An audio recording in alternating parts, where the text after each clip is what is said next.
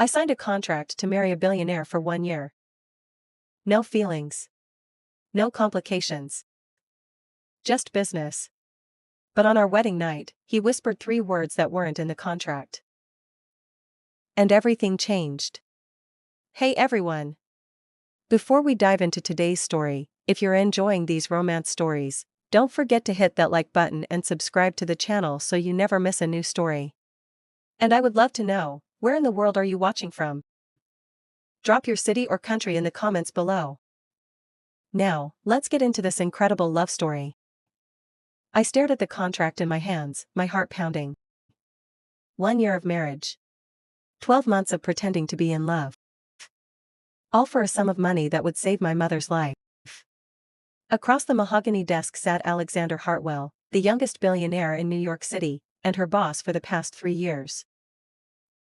I stared at the contract in my hands, my heart pounding. 1 year of marriage. 12 months of pretending to be in love. All for a sum of money that would save my mother's life.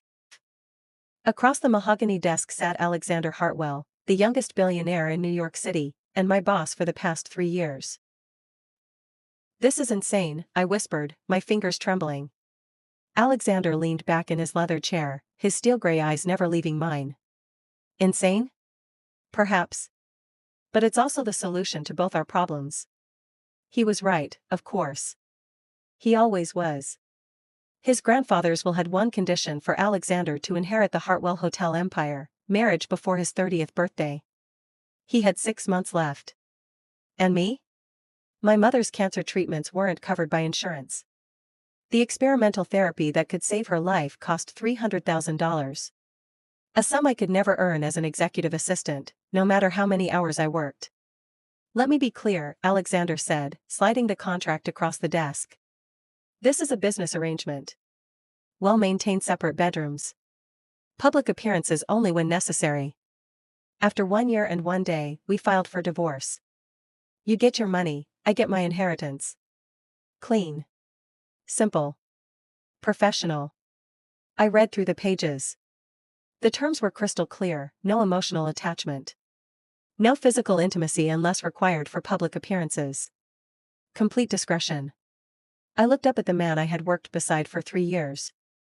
The man who stayed late when I did, who remembered how I took my coffee, who once drove me to the hospital at 2 a.m. when my mother collapsed. I would be lying if I said I had never wondered what if he had feelings. But this wasn't about feelings. This was about survival. Where do I sign? The ceremony was small, held in a judge's private office with only 2 witnesses required by law. Alexander wore a navy suit that cost more than my car. I wore a simple cream dress I had bought the night before. There were no flowers, no music, no guests. When the judge pronounced us husband and wife, Alexander kissed my cheek. Professional. Detached. Exactly as promised. But that night, in the penthouse apartment we would now share, something shifted. Alexander showed me to the guest suite, fully furnished and larger than my entire previous apartment. This is your space, he said. I won't intrude. As he turned to leave, he paused. Sophia? Thank you. I know this isn't what you imagined for your life. The vulnerability in his voice surprised me. This wasn't the cold CEO everyone feared. This was something else. Someone else. The first month was awkward. We moved around each other like strangers in an expensive hotel. Breakfast was silent. Dinners were eaten separately. But slowly, cracks appeared in our professional facade. It started small. Alexander began making my favorite tea in the mornings. I started leaving post-it notes with terrible jokes on his bathroom mirror. He laughed at them every time. Then came the public appearances. Charity galas where his hand rested on my lower back. Business dinners where I had leaned into him, playing the devoted wife. Each touch lingered a moment too long. Each smile felt a little too genuine. After one particularly long evening, we returned to the penthouse, both exhausted. I kicked off my heels with a groan. I don't know how you do this every week. Alexander loosened his tie, pouring us both a drink. I don't, usually. Alexander loosened his tie, pouring us both a drink. I don't, usually. These events are torture. But tonight. He paused, handing me a glass. Tonight was almost enjoyable. Our fingers brushed. Neither of us pulled away. Alexander, I said softly. This is getting complicated. He set down his glass, stepping closer. I know. 3 months into our arrangement, my mother took a turn for the worse. The call came at midnight.